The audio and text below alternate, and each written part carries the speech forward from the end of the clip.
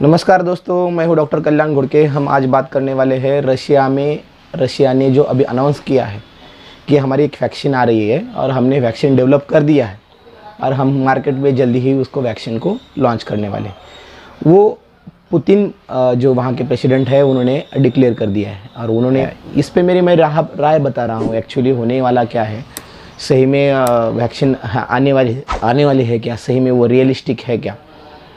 इसके बारे में पहले भी मैंने एक वीडियो बनाया था रिगार्डिंग वैक्सीन कैसे बनाई जाती है, वैक्सीन कैसे बनती है, वैक्सीन को कितना टाइम लग सकता है बनने के लिए, उसकी क्या क्या फेज़ होती है, इस पर सारे डिटेल मैंने चर्चा की थी। देखिए दोस्तों, वैक्सीन अभी गवर्नमेंट ने रशिया को पहले फ़ेज़ 1 के लिए परमिशन मिला, फिर उन्होंने फ़ेज़ 1 कंप्लीट की। उसमें उनको 100 लोगों में उन्होंने वैक्सीन दी, ऑलमोस्ट 100 लोगों में, क्योंकि ये वैक्सीन का पहला फेज़ जो होता है 100 लोगों के आसपास ही वैक्सीन दिया जाता है और उसके बाद सेकंड फेज़ में 1000 लोगों को वैक्सीन दिया जाता है और वो उनका डाटा कलेक्ट किया जाता है। वो उसका सेफ्टी, इफिकेसी और लोगों में इम्यूनोजेनिसिटी, मतलब लोगों में वो रोग प्रतिकार शक्ति तैयार करता है क्या, और इम्यूनिटी डेवलप करने के बाद वो कितने दिन टिकती है, कितने दिन रहती है, ये सारा डाटा तैयार किया जाता है और उसके बाद ही वो थर्ड फेज़ को उसको परमिशन मिलती है। देखिए दोस्तों, थर्ड फेज़ के बाद एक फोर्थ फेज़ होती है जिसको हम लास्ट फेज़ ऑफ वैक्सीन बोलते हैं। लेकिन अभी रशियन गवर्नमेंट ने थर्ड फेज़ में ये डिक्लेयर कर दिया कि हमारी वैक्सीन आ गई है। पता नहीं उनको इतनी क्या अर्जेंसी थी, इतना जल्दी क्या थी वैक्सीन बनाने की, लेकिन उन्होंने डिक्लेयर भी कर दिया कि अभी हम WHO से बातचीत कर रहे हैं और हमारा वैक्सीन तैयार होने की कगार पे ऑलरेडी तैयार हो चुका है और हम बहुत लॉट्स में वैक्सीन तैयार करने वाले हैं और लोगों को देने वाले हैं। रशिया का आंकड़ा आज का कोरोना वायरस का देखा जाए तो 8,97,000 के आसपास लोग रशिया में संक्रमित है। ऑलमोस्ट 4th रैंक पे अभी रशिया है। देखिए दोस्तों, ये वैक्सीन जो आ रही है, सही में ये सेफ्टी है क्या, इफिकेसी इसकी है क्या और इम्यूनोजेनिसिटी डेवलप कर रही है क्या, ये बहुत ही बड़ा क्वेश्चन है। रशियन पुतिन साहब ने तो बता दिया कि अब वैक्सीन बन गई है और वैक्सीन की इम्यूनोजेनिसिटी बहुत ही अच्छी है।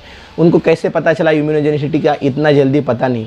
और उन्होंने तो ये भी डिक्लेयर कर दिया कि उनकी लड़की जो है, उनकी लड़कियों को वैक्सीन दिया और उसको कोई साइड इफ़ेक्ट नहीं हुआ, हल्का सा फीवर आया, चला गया और वैक्सीन अभी बहुत ही अच्छी है और वैक्सीन रेडी बन के आ चुकी है।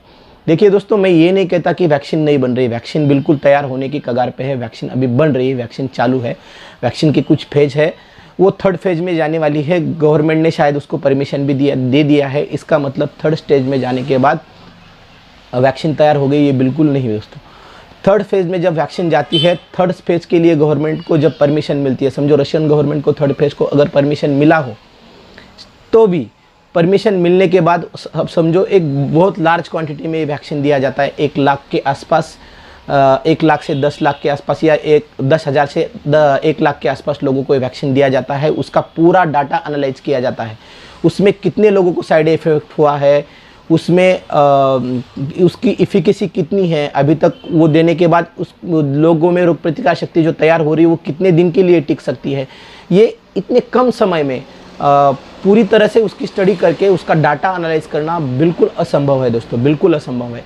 ये कहीं पे भी लिखा नहीं गया और आज तक की हिस्ट्री में हुआ नहीं। देखो दोस्तों, पोलियो का वैक्सीन बनने के लिए 5-10 साल लगे थे और बहुत सारे वैक्सीन के लिए 5-5, 3-3, 4-4, 5-5 साल लगे थे। 1 साल में वैक्सीन आना बहुत ही नामुमकिन है। ये केवल थर्ड फेज़ के लिए परमिशन दिया है। थर्ड फेज़ के लिए परमिशन दिया है, इसका मतलब ये नहीं है कि वैक्सीन पूरी तरह से रेडी हो चुका है। जब ये थर्ड फेज़ का डाटा एनालिसिस आ जाएगा, इसकी सेफ्टी इफिकेसी देखी जाएगी, बहुत सारे लोगों को देने के बाद उनको कोई साइड इफ़ेक्ट होता है क्या, उनको अगर साइड इफ़ेक्ट होता है तो वो वैक्सीन वहाँ से वापस ली जाती है दोस्तों, थर्ड फेज में से वापस ली जाती है। ये आप बात समझ लो।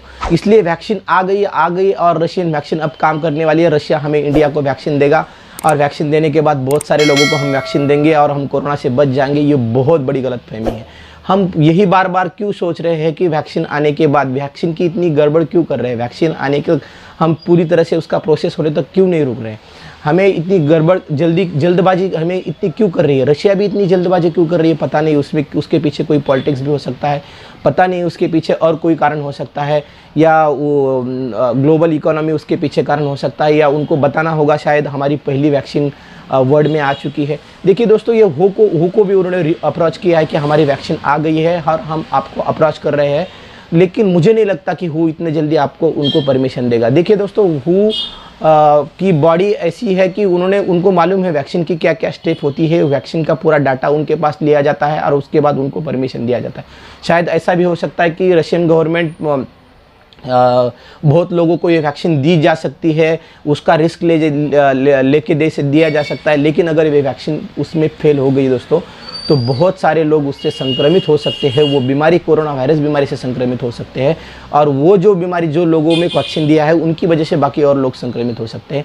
ये अपने को देखना बहुत ज़रूरी है। इसीलिए वैक्सीन जब तक उसका सेफ्टी का डाटा, इम्यूनोजेनिसिटी का डाटा और इफिकेसी का डाटा, ये सारे डाटा जो है ये जब तक उसके साइड इफ़ेक्ट का पूरी तरह से अनुभव नहीं किया जाता या उसका पूरी तरह से उसकी ऑथेंटिसिटी जब तक चेक नहीं की जाती तब तक ये वैक्सीन लाना अच्छा नहीं होगा, चाहे कौन से भी देश के लिए। हमारा इंडिया भी अभी थर्ड फेज़ में ट्रायल कर रहा है, बहुत सारी कंपनियां हमारी उसके ऊपर वर्किंग कर रही है। लेकिन इसका मतलब ये नहीं कि थर्ड फेज़ में जाने के बाद तुरंत उसको परमिशन मिल गई, ऐसा तो होता नहीं है। तो पता नहीं है गवर्नमेंट ने ऐसा क्यों किया, पुतिन साहब ने ऐसा क्यों किया, उसके लिए तो मुझे मालूम नहीं है। लेकिन बाकी साइंटिस्ट लोग भी यही शायद कह रहे हैं, बाकी पहले का रिसर्च भी यही कह रहा है कि वैक्सीन इतनी जल्दी नहीं आ सकती, थर्ड फेज में गई मतलब वैक्सीन आई, ऐसा नहीं हो सकता है। इसीलिए देखिए दोस्तों, सावधान रहना है इससे हमें, और शायद आने वाला समय भी हमें बता देगा कि वैक्सीन की सच्चाई क्या है। बिल्कुल दोस्तों, आपको बताने की यही मैं वीडियो इसीलिए बना रहा था कि लास्ट के वीडियो में मैंने यही बताया था कि वैक्सीन की सच्चाई आप पहले समझ लो। वैक्सीन बनने में कितना दिन लगता है, कितना वक्त लगता है और इसमें कि कितने फेज होते हैं, ये जब तक आप समझेंगे नहीं तब तक वैक्सीन का एक्चुअली उसका लॉजिक नहीं समझ पाओगे। इसीलिए ये मैंने वीडियो बनाया। आपको ये वीडियो अगर पसंद आया हो, इसकी रियलिटी आपको अगर अच्छी लगी हो तो आप ये वीडियो ज़रूर लोगों को शेयर कीजिए ताकि लोगों को इसकी सच्चाई पता चले। और यही वीडियो आप अगर मेरा यूट्यूब पे देख रहे हो तो मेरा यूट्यूब चैनल ज़रूर सब्सक्राइब कीजिए, और अगर फेसबुक पे देख रहे हो तो